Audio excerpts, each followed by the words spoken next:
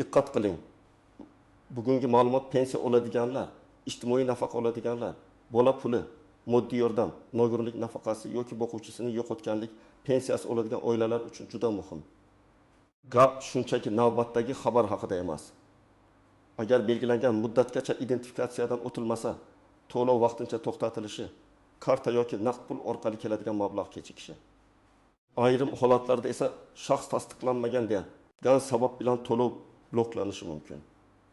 Men bugun sizga 15 avgustgacha nimalarga ulgurish kerakligini, kimlar albatta tekshirish shartligini, kimlar xavotir olmasa ham bo'lishini, qaysi xatolar odamlarni pulidan vaqtincha mahrum qilishi mumkinligini oddiy tilda tushuntirib beraman.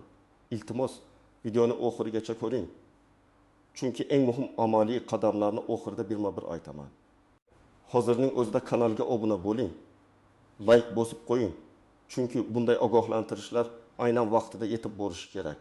Avvallari ko'p joylarda pensiya va ijtimoiy yordam to'lovlari odatdagidek davom etardi.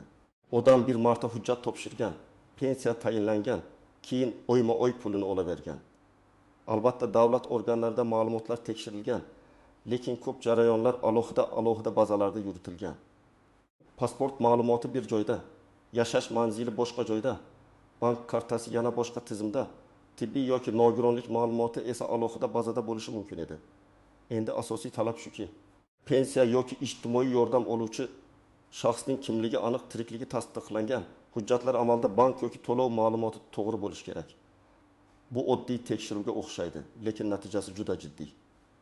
Agar tizimda familiya noto'g'ri yozilgan bo'lsa, pasport muddati o'tgan bo'lsa, PNFL raqami boshqa hujjat bilan mos kelmasa, odamning yashash manzili yangilanmagan bo'lsa yoki hisob raqamida xatolik bo'lsa, tizim avtomatik ravishda to'lovni ushlab turishi mumkin. Shuni to'g'ri tushunish kerak. Identifikatsiya degani odamdan pulni tortib olish degani emas. Bu davlat bu pul haqiqatdan ham shu odamga berilyaptimi? Odamning o'zi bormi? Hujjatlari to'g'rimi, ortiqcha yoki noto'g'ri to'lov ketmayaptimi degan savollarga javob olishi degani. Lekin oddiy odam uchun buning eng og'riqli tomoni shundaki, hujjatda kichkina xato ham pulning vaqtida tushmasligiga sabab bo'lishi mumkin. Men ko'p murojaatlarda bitta holatni ko'raman. Odam men hech narsani buzmadim, nega pulim kelmadi deydi. Tekshirilsa, masalan, eski pasport raqami tizimda qolgan, ID karta ma'lumoti kiritilmagan, yangi ID karta ma'lumoti kiritilmagan, bank kartasi muddati yoki telefon raqami boshqa odam nomida bo'lgan. Shuning uchun 15 avgustgacha degan muddat bejiz aytilmayapti. Bu muddatgacha o'z ma'lumotlaringizni tekshirtirib, kerak bo'lsa yangilab qo'yish kerak.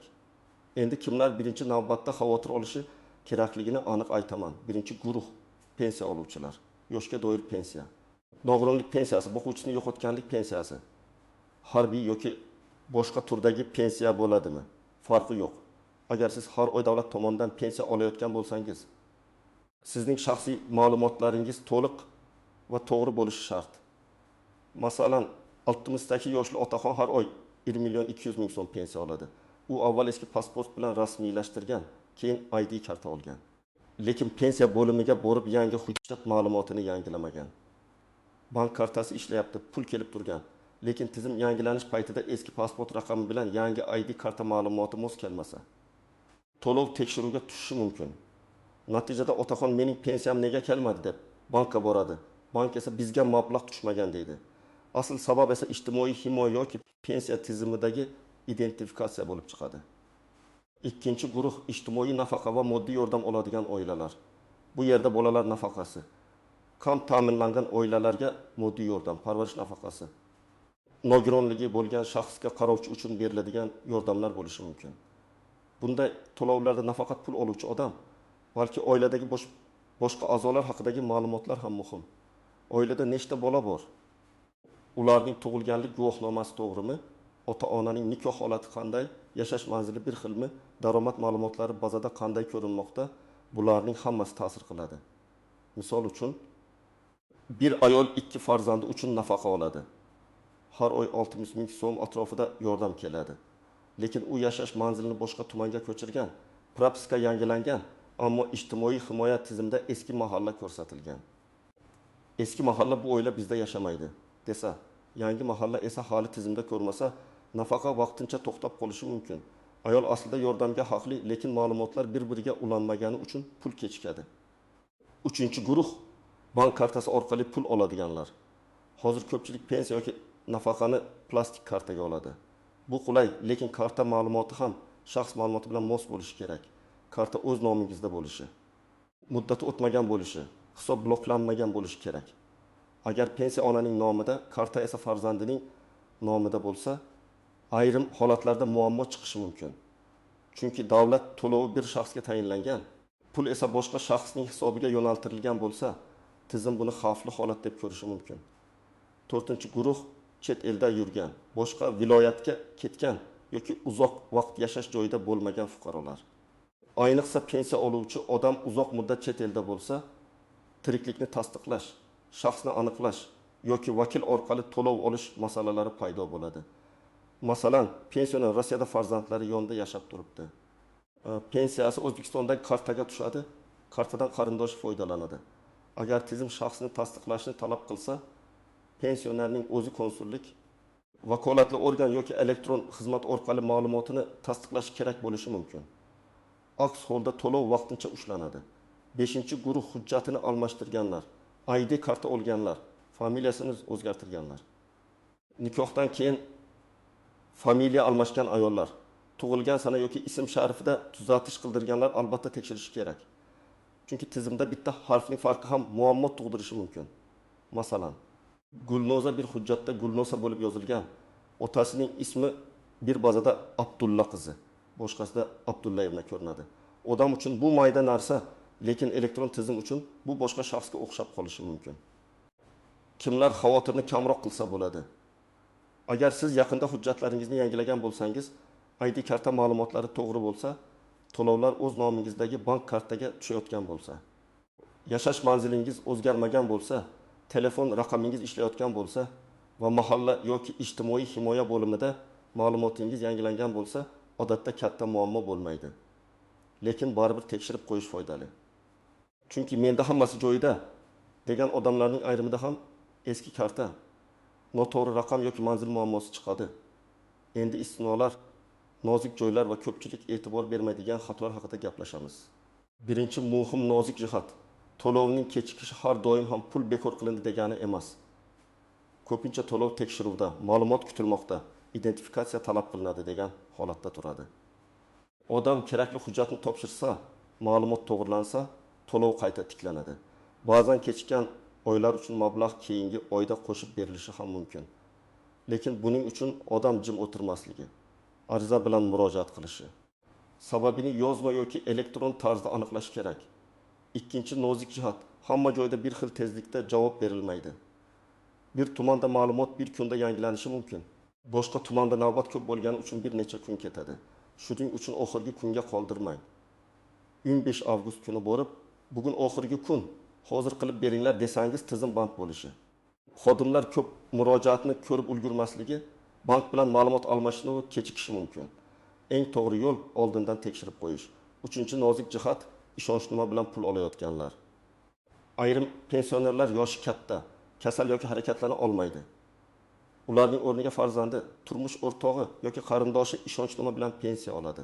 Bu qonuniy tartib bo'lishi mumkin. Lekin ishonchnoma muddati tugamagan bo'lishi, notarial hujjat to'g'ri rasmiylashtirilgan bo'lishi va tizimga kiritilgan bo'lishi kerak. Agar ishonchnoma muddati o'tgan bo'lsa, to'lov to'xtaydi. Agar pensionerning o'zi identifikatsiyadan o'tishi talab qilinsa, vakilning borishi har doim ham yetarli bo'lmasligi mumkin. 4-nozik jihat, vafot etgan shaxs nomidan to'lov davom etish holatlari. Davlat aynan shunday holatlarning oldini olish uchun identifikatsiyani kuchaytiradi. Ba'zan qarindoshlar vafot haqida o'z vaqtida xabar bermaydi, karta esa oilada qoladi. Bu juda xavfli. Keyinchalik ortiqcha olingan pulni qaytarish talabi qo'yilishi, hatto javobgarlik masalasi chiqishi mumkin. Shuning uchun agar oilada pensiya oluvchi kishi vafot etgan bo'lsa, buni yashirish emas. Darhol tegishli organga xabar qilish kerak. Bu nafaqat qonun talabi, balki keyingi muammolardan himoya hamdir. 5-nozik jihat, telefonimga SMS kelmadi, demak menga tegishli emas deb o'ylamang. Ba'zi ogohlantirishlar SMS orqali keladi. Ba'zilar mahalla orqali aytiladi. Ba'zilari shaxsiy kabinetda ko'rinadi. Ba'zilari esa umuman odam murojaat qilmaguncha bilinmaydi. Telefon raqami eski bo'lsa, sim karta boshqa odam nomida bo'lsa-da, telefon ishlamasa yoki SMS xabarnoma o'chirgan bo'lsa, siz xabardan bexabar qolishingiz mumkin. Lekin xabar kelmagani talab yo'q degani emas. 6-nozik jihat. Bank muammosi bilan davlat organi muammosini ajratish kerak.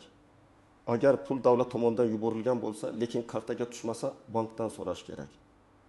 Agar bank mablag' kelmagan desa, ijtimoiy himoya yoki pensiya bo'limidan holatni aniqlash kerak. Odamlar ko'pincha bankka borib qaytaveradi, bank esa faqat o'ziga kelgan pulni ko'radi.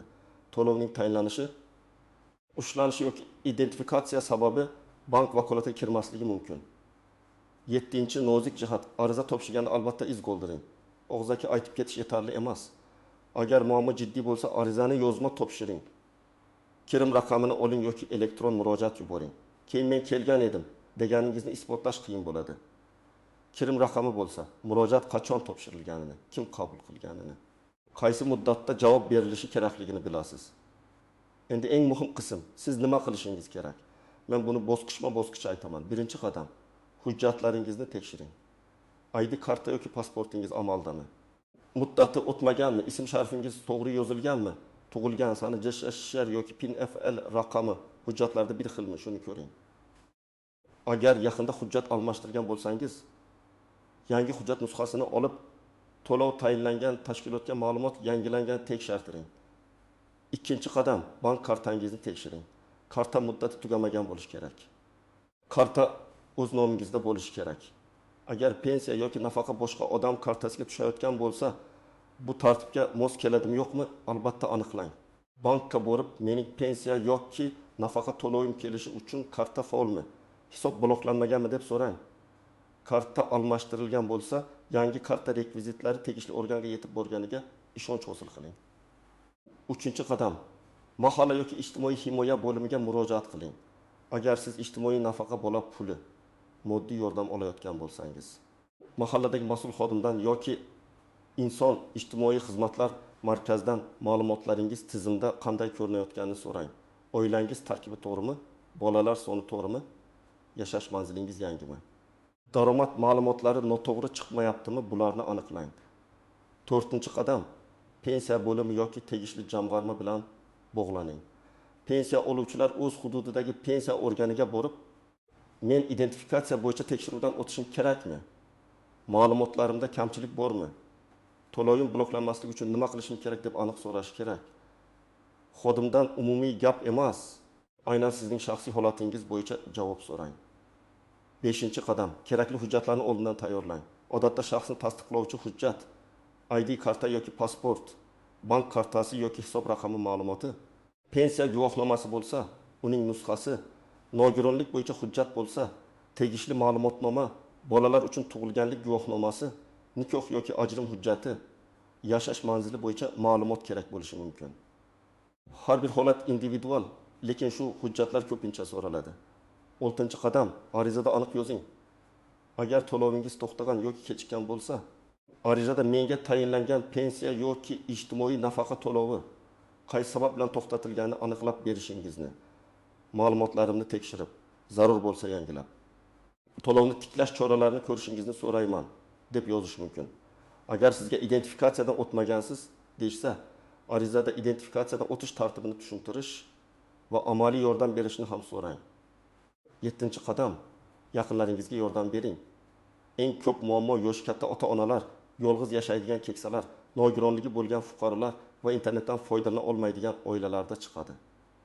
Ular SMS-ni o'qimasligi, hujjat muddatini bilmasligi, qayerga borishni tushunmasligi mumkin.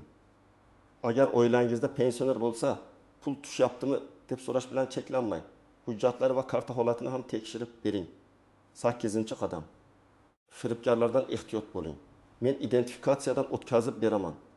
Kartangiz raqamini, SMS kodini ayting degan odamlarga ishonmang. Hech kimga SMS kod, bank ilovasi paroli, karta PIN kodi berilmaydi. Davlat organi yoki bank xodimi sizdan PIN kod so'ramaydi. Agar kimdir telefon qilib shoshirsa, qo'rqitsa, hozir aytmasangiz pulingiz bloklanadi desa, aloqani uzing va rasmiy raqamga o'zingiz qo'ng'iroq qiling. 9-qadam, rasmiy manbalarni tekshiring. Mahalla inson markazi, pensiya bo'limi, bankning rasmiy filiali, davlat xizmatlari markazi yoki my.uz kabi rasmiy elektron xizmatlar orqali ma'lumot oling. Telegramdagi noma'lum kanallar. Audio xabarlar, falon tanishim aytdi degan gaplar bilan qaror qilmang. Muhimi, vahimaga tushish emas, lekin beparvo ham bo'lmaslik. 10-qadam muddatni kutmang. 15 avgustgacha vaqt bor deb o'ylab, oxirgi kunga qoldirsangiz navbat ko'payadi. Hujjatda xato chiqsa, uni tuzatishga ham vaqt kerak bo'ladi. Bank kartasi almashtirilsa, yangi karta ochish va rekvizitni yetkazish bir kunda tugamasligi mumkin. Shuning uchun bugun tekshirgan odam ertaga xotirjam bo'ladi. Keling, 3 ta oddiy vaziyatni ko'rib chiqamiz. Birinchi vaziyat: pensioner onaxon har oy 990 ming so'm pensiya oladi. U ID karta olgan, lekin eski pasport ma'lumoti pensiya tizimida qolgan. Avgust oyida to'lov kelmaydi. Onaxon bankka boradi. Bank pul kelmadi deydi. Pensiya organiga borganda identifikatsiya ma'lumoti yangilanmagani aniqlanadi.